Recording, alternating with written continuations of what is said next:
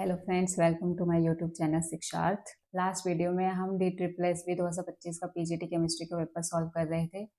हमने काफ़ी question solve किए थे, लेकिन उसके बाद मैं कंटिन्यू नहीं कर पाई ड्यू टू सम इश्यूज। हम पेपर कंटिन्यू नहीं कर पाए।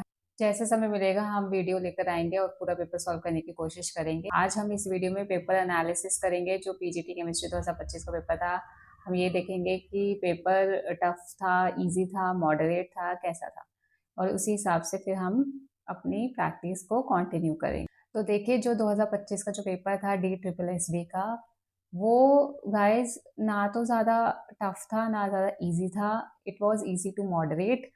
देखिए, जो 2025 का जो पेपर आया था, उस पेपर में उन्होंने आपसे बेसिक कंसेप्ट ही पूछे थे। ठीक है, जैसे कॉन्सेंट्रेशन आपको निकालनी आनी चाहिए, इक्विलिब्रियम का बेसिक कंसेप्ट, जितने भी टॉपिक्स थे सबके बेसिक कंसेप्ट थे। इक्विलिब्रियम का बेसिक कॉन्सेप्ट था, Dalton's law of partial pressure था, थोड़ा सा बीएससी लेवल था। होता 11-12 ही है। 11-12 से अगर थोड़ा सा डीप पूछ लोगे तो वो आपका बीएससी लेवल हो जाता है। ठीक है, तो आपको जो भी टॉपिक प्रैक्टिस करना है, उस टॉपिक को बेसिक इजी से लेकर आप थोड़ा उसको हाई लेवल तक करिएगा, थोड़ा सा और ऊपर तक करिएगा। बाकी पेपर आसान था, पेपर ज़्यादा मुश्किल नहीं था, पेपर इजी था।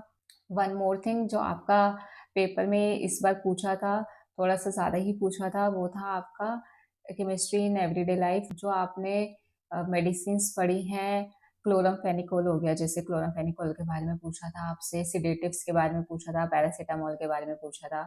तो इनके बारे में भी आपसे मेडिसिन्स के बारे में पूछा था, तो आपको उनके बारे में पता होना चाहिए। एनाल्जेसिक हो गया, एंटीपायरेटिक हो गया, ये सब के बारे में पूछा था। तो आपको जब भी आप मेडिसिन्स के बारे में पढ़ेंगे तो आप ये सब पढ़ेंगे वो किस कैटेगरी में लाई कर रहा है, किस कैटेगरी में आ रहा है। क्योंकि एंटीपायरेटिक, एनाल्जेसिक्स, ये सब बहुत ज़्यादा पूछे थे। डिसइंफेक्टेंट पूछा था, ओजोन का इसमें से रोल पूछा था। Ozone is also treated as in disinfectant. तो आपसे ये सब भी पूछा था। तो आप इन टॉपिक्स को भी छोड़िएगा मत, इन टॉपिक्स को भी अच्छे से कर जाइएगा। जो आपके लर्निंग वाले, जैसे पॉलीमर्स हो गया, मेटलर्जी हो गया, मेटलर्जी में भी आपसे क्वेश्चंस पूछे थे। और एक चीज़ और आपके इस पेपर में थी, जो कि आपने जो सॉल्ट एनालिसिस कर रखा है, इसके बारे में भी आपसे पूछा था। ठीक है, तो थोड़ा सा जो आपने स्कीम पढ़ी हुई है, सॉल्ट एनालिसिस पढ़े हुए हैं, जैसे आपको स्टेटमेंट्स गिवन है और इनमें से बोला है विच ऑफ देम इज और आर ट्रू। ठीक है, तो ये आपसे पूछा था। क्वेश्चन था H2S के बारे में। तो H2S गैस की कैरेक्टरिस्टिक्स आपको 4 स्टेटमेंट्स में दे रखी थी, और इनमें से पूछा था कि इनमें से कौन से स्टेटमेंट इज और are true about H2S gas. तो आपको थोड़ा सा इन सब के बारे में भी, जो आपने अब तक की जर्नी आपने केमिस्ट्री के साथ जी है, वो सब आपसे इजी टू मॉडरेट लेवल में पूछ रखी थी। तो आपको अगर कहीं ना कहीं कुछ चीज़ें याद है तो बहुत अच्छी बात है, क्योंकि इतना सारा पढ़कर जाना, डाटा कलेक्ट करना इज़ नॉट पॉसिबल।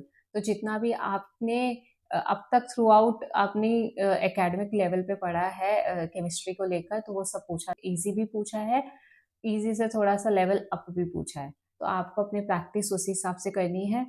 तो this was about the DSSB paper 2025। तो आप अपनी प्रैक्टिस उसी हिसाब से करिएगा। बाकी मैं कोशिश करूँगी कि आपको आगे के क्वेश्चंस कंटिन्यू करवा पाऊँ। तब तक के लिए ऑल द बेस्ट। लगे रहिए। टाइम आपके पास 1 महीना सा ही है। फैब जा चुका है मार्च, और 17th ऑफ अप्रैल को आपका पेपर ही है। तो आप अपनी प्रैक्टिस में लगे रहिए। Thank you.